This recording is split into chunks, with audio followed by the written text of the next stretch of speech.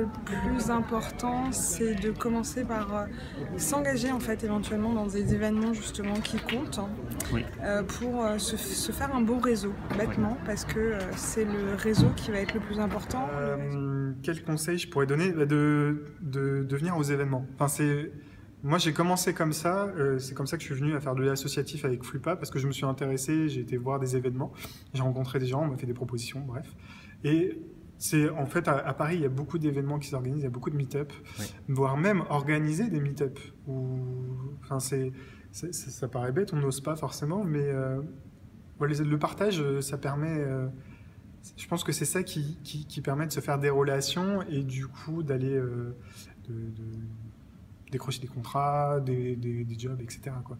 Donc, mais voilà, c'est le conseil que je donne même à mes élèves, c'est je leur dis sortez de chez vous, allez dans les événements, rencontrez des gens, évangéliser un peu l'UX aussi au passage, ça peut être pas mal, et pas forcément que des événements de design ou d'UX, mais d'aller peut-être voir des choses d'être un peu curieux, d'aller un peu voir ailleurs. Alors le premier conseil, mais c'est pas que pour la francophonie, mais ça marche là aussi, c'est de créer son réseau sur place. Parce que ça va fonctionner comme ça.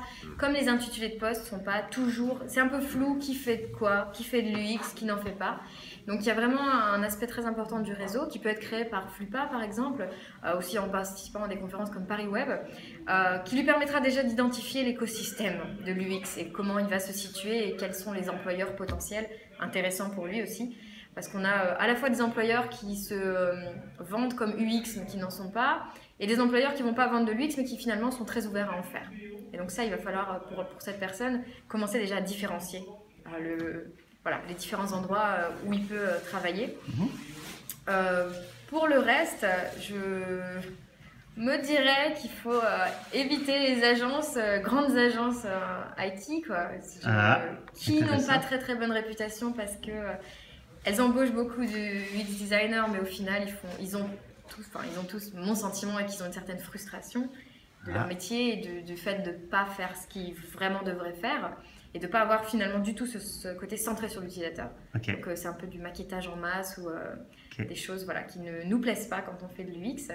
Et peut-être de se tourner plus vers des petites agences digitales, plus sensibilisées sur des petites équipes de 4-5 personnes qui vont du coup, elles, avoir des clients et des projets plus intéressants. Ou alors, à l'inverse, des grands groupes qui ont ces départements, comme Orange, par exemple, comme Dassault Systèmes. On a quelques grands groupes comme ça, SNCF un petit peu, qui ont des départements d'ergonomie IHM ou du X. Effectivement, et c'est vrai que le réseau est important et ce type de conférence, parce qu'on voit quel type de public est là et surtout quelle entreprise se sensibilise à tout ça, ou est sensibilisée. Et ça permet de rencontrer des gens et bien sûr, c'est les acteurs de ces conférences ou les spectateurs, les participants de ces conférences-là qui sont, qui ont plus de sensibilisation et plus à même effectivement d'accueillir de l'UX au sein de leur entreprise. Et ma grande question, si tu avais un conseil à donner à quelqu'un du Québec qui s'en vient travailler en France, qu'est-ce que tu lui dis? C'est très difficile, mais je lui dirais viens comme tu es. Voilà, c'est le grand slogan. Viens comme tu es, mais en tout cas, le marché est là, il y a une demande. Et ce qui peut être intéressant, c'est qu'il vient, cette personne-là, en tout cas, viendrait avec son regard aussi, pas forcément francophone, mais son regard franco-anglophone. De l'autre côté, avec peut-être ce regard plus efficace, là où nous, on est peut-être plus pinailleurs sur les détails. Je pense qu'il n'aura pas trop de mal à trouver du travail et tout ça. Après, je ne suis pas sûr que ce soit une bonne idée de venir en France. Pourquoi? Tout simplement. Parce que, si ça se trouve, c'est peut-être plus facile de faire de l'UX au Québec ou... tout simplement parce que les entreprises vont peut-être avoir une structure moins hiérarchique, plus souple, mais après c'est peut-être une fausse idée. Et si tu avais un conseil à donner à quelqu'un du Québec qui voudrait venir travailler en France, qu'est-ce que tu lui dirais? Je pense qu'il ne faut pas qu'il se gêne pour venir. Je pense qu'il a plein de choses à nous apprendre, on a plein de choses à lui apprendre et le marché reste très ouvert et très demandeur actuellement en France, donc c'est des opportunités à saisir je pense. Surtout à Paris et même dans les autres régions qui sont plutôt sympas. Mais en tout cas, la mienne est bien. Grenoble, c'est parfait. Super. Moi, le meilleur conseil qu'on m'ait donné, juste, on va dire, pas forcément en termes européens, on l'a dit en Europe ou surtout au Luxembourg, c'est pas très connu, mais on peut essayer, le meilleur conseil que je puisse donner à un UX designer, c'est déjà de collaborer. Parce que tout seul, on fait rien. Il faut parler, échanger, discuter. Et un autre UX designer m'a donné un conseil une fois, il me dit « question everything ». Chaque petit détail, il faut y penser, réfléchir et tout ça.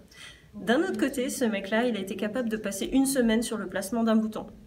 Alors le question everything, c'est bien, mais il ne faut pas tout surréfléchir. Par moment, il faut juste lâcher quelque chose, faire des tests, voir si ça marche, au lieu de passer 3 ans à faire un bouton et à surréfléchir.